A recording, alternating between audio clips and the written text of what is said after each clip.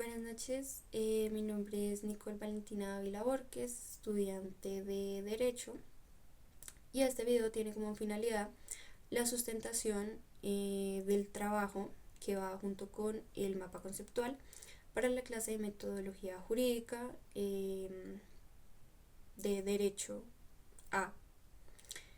Entonces, miro hacia el computador porque pues tengo las preguntas aquí. Dice que cómo se define la investigación jurídica y cuál es su finalidad según los capítulos 1 y 2. La investigación jurídica es un proceso sistemático que se encarga de comprender, de interpretar y de analizar la norma y de cómo como sociedad la interpretamos y de qué manera se recibe. ¿Qué vínculo existe entre la epistemología, el método y la técnica en la investigación en derecho? La epistemología es todo lo que hace parte de como una guía, básicamente, y la metodología es como el método aplicado, digamos como la manera de hacerlo, es, es el proceso como tal. Y por último, la técnica son las herramientas para poder hacerlo. Pues aclaro, este es mi mapa en inglés. La siguiente pregunta es: ¿cuál es la diferencia entre el método y la técnica según el texto? Dice que el método básicamente vendría siendo como un camino generalizado, ¿sí? Y la técnica son como ese paso a paso que se encarga de un sentido mucho más específico, ¿sí? Que pues fue otra de las cosas que coloqué dentro del mapa. La pregunta número 4 es: ¿por qué no existe un único método para investigar el derecho? ¿Por qué no existe un único método para estudiar el derecho? Es porque el derecho es principalmente abstracto y se puede ver desde distintas perspectivas. Por tanto, es importante investigarlo desde cada una de esas ideologías, no solamente en sentido del jurista, sino también en sentido de sociedad, porque no todas las personas interpretamos la norma de la misma manera. Por eso justamente hay unos términos y unas limitaciones dentro de la interpretación. Entonces, eso nos lleva a que el derecho tenga distintos caminos, y pues por eso es que se hace, o pues lo que yo entiendo del libro es que por eso también se dan los distintos métodos para no dejar ningún camino sin recorrer.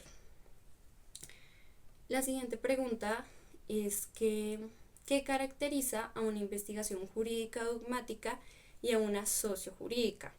La dogmática estudia el derecho como el conjunto de normas, como en ese sentido un poco más generalizado. En cambio, la sociojurídica estudia pues lo que yo mencionaba incluso desde el inicio, y es como nosotros como sociedad recibimos la norma, cómo la practicamos y qué hacemos en relación a ella, ¿sí? No solamente en sentido de la práctica, sino esto también la socialización, que es una de las partes que considero yo más importantes dentro del derecho, porque pues el derecho digamos que es para la persona estudiada, ¿no?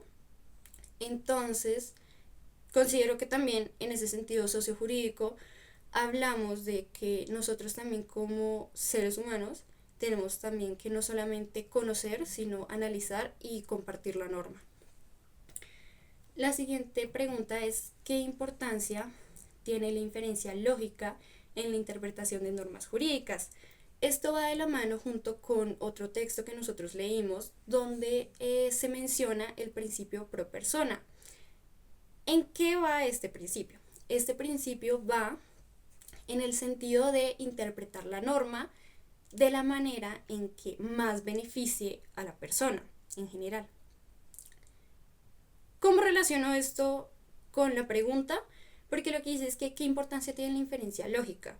Es necesario tener un sentido de coherencia, y no solamente el sentido de coherencia, sino también querer y hacer lo posible por apoyar, digamos, como tal a la persona, y por eso se busca interpretar la norma hacia ese sentido.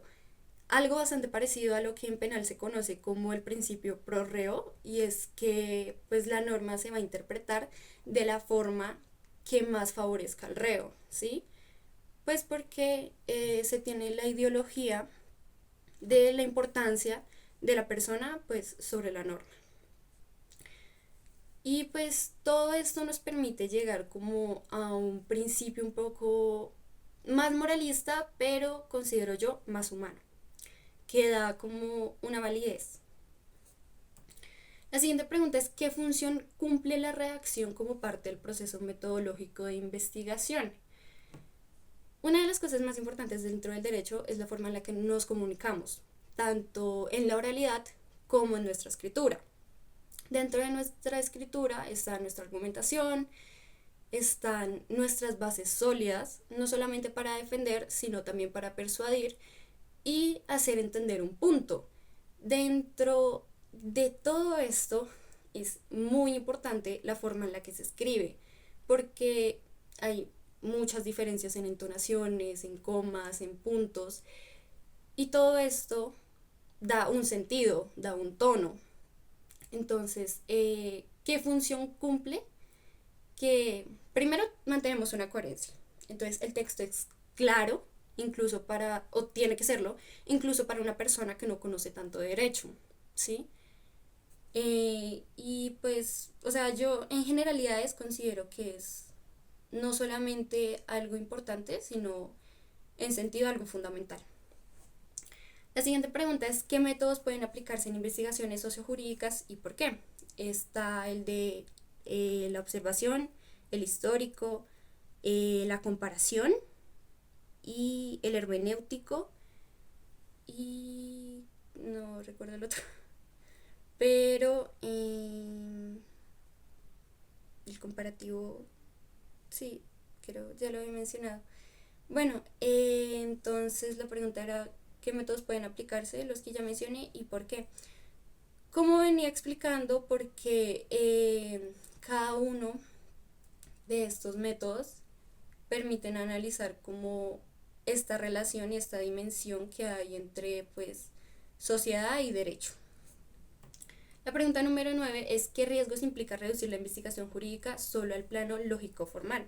Esto haría que el derecho pierda ese sentido de moralidad, ese sentido de humanidad, y ese sentido en el que no solamente vemos a un inocente, a un culpable, sino vemos también a una persona que siente, o sea, cuando reconocemos al otro como ser humano. Entonces, ¿qué problema habría si lo pasamos a algo más lógico formal? Aquí nos vamos a un punto extremista, un punto en el que perdemos ese matiz tan importante.